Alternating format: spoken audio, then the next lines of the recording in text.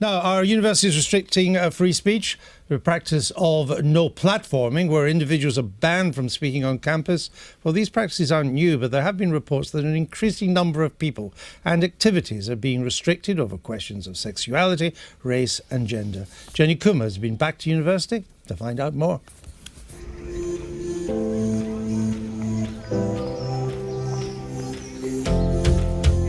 University, a place for debating, challenging ideas and analysing different viewpoints. But campuses also strive to be places where all students feel safe and able to get involved without judgment and intimidation. It seems these two ideas are causing conflict on campus.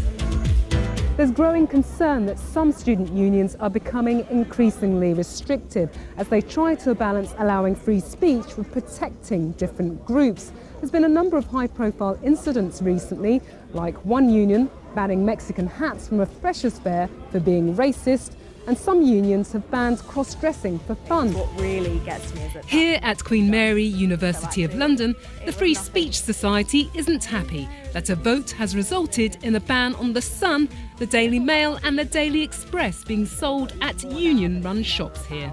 why shouldn't students be able to kind of purchase them on campus and discuss the ideas and challenge them if they don't like them or if they do find them kind of distasteful? We should have that debate and have those discussions, but banning them or banning the sale of them doesn't help that in any way at all. The student union tell me there's no one available to do an interview today, but they have just emailed me a statement and they say this is a commercial boycott and the union should not tolerate hateful discourse in its venues, including in the publications they sell. But questions have also been raised about student unions banning certain speakers. 6 groups aren't allowed a platform on campuses because of their extremist views.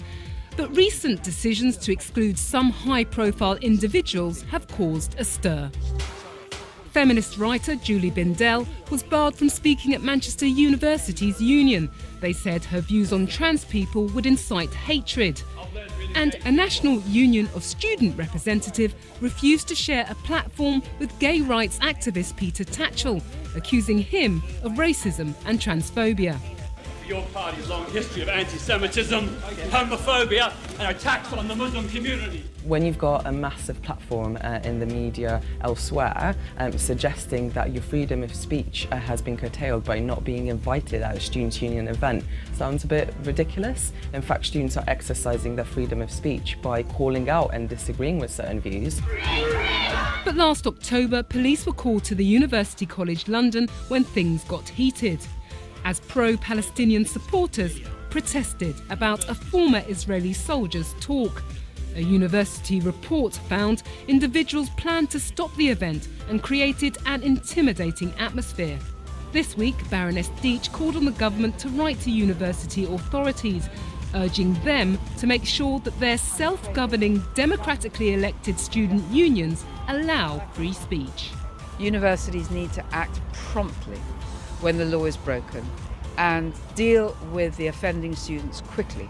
Otherwise, the students will go down, it will be the end of term, and the situation will not be dealt with. Baroness Deach says she's considering putting forward an amendment to the Higher Education Bill to strengthen free speech at universities, but the government insists there are already sufficient laws in place. Just before we move on, more reports of what's been happening in France. Several people seem to have been injured in a shooting incident at a French school. A gunman is understood to have opened fire at a high school in Grasse. It's about 30 minutes north of Cannes on the Côte d'Azur. The school is called the Alexis de Tocqueville. The head teacher is said to be among those wounded. So we're getting a little bit more of a picture there, but still a lot yet to come through. Going back to the story, we just had the film on there. We're joined now by the author and journalist Kate Welsh. Welcome to the programme. Recent free speech rankings survey by Spite said that 94% of UK universities have censored free speech in the past year. Some have no platform, people like Germaine Greer, Roger Scruton, and a human rights activist called Miriam Namazi. Are you happy with that? I don't believe it's censorship. I believe that freedom of speech is also freedom to accept the consequences of that speech. And if that means that certain institutions don't want to promote or give you a platform to say these things, then you have to accept that. Really? Yes, I do. That's not curtailing freedom of speech. No, I don't think it is.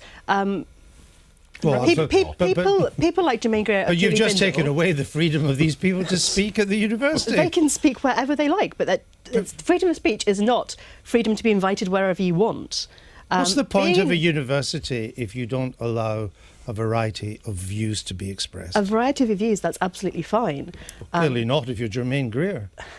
I think if students are being asked to pay increasingly higher fees, and I think that if they object to people like Jermaine Greer, Julie Bindel, Milo Yiannopoulos being given frequently pretty hefty speaking fees themselves and be given a platform at their university, then I think they have a right. Julie Bindel doesn't take fees for that. Julie Bindel does not take fees, and she has worked for 30 years raising awareness of violence against women and done so, you know, thanklessly. And for her to be barred from universities simply because she has a different view to you or some of the people in that university about transgender issues is a disgrace, as it is with Peter Tatchell. I mean, hold on. Let to say that they're getting back. money for it, it's absolutely legal. Kate Welsh. I think Julie Bindel has done some fantastic things for women's issues. I will not decry that.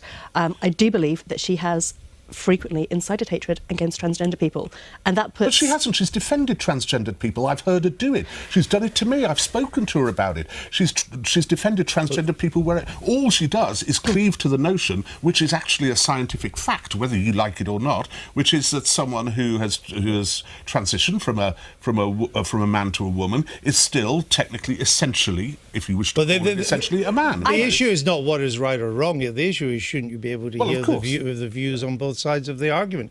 And you can't if you ban people. I mean, the Lincoln University, a student union, it banned the University Conservative Association from social media because the association had pointed out that the university had a low ranking when it came to free speech. I mean, this is getting ridiculous. I don't think that's on the same par as criticising who's being invited to speak at universities, or to say that a democratically elected student union preferring not to sell papers like the Daily Mail. But why would you do it at all?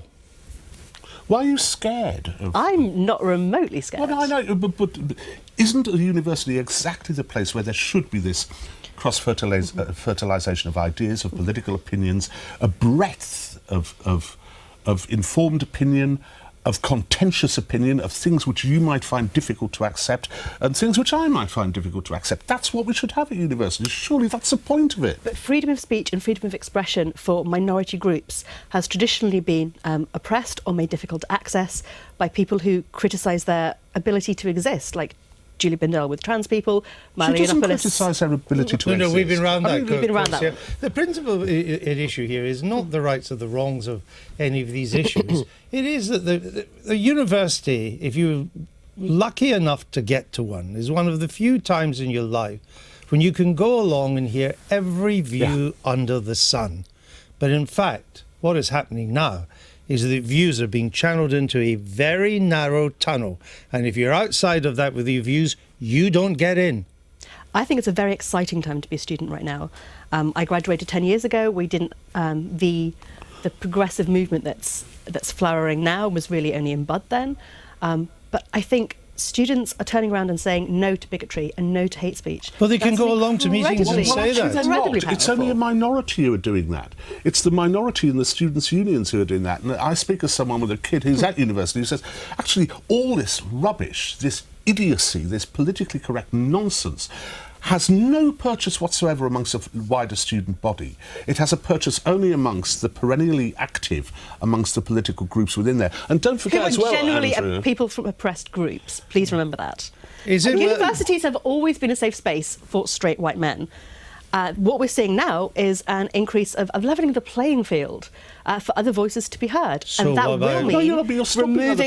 will mean removing the platform from one person and giving it to somebody else. City University. A gay woman, you remove it from a gay woman. City University in London, which runs a well-known journalism course, voted to ban the Daily Mail, the Sun and the Express.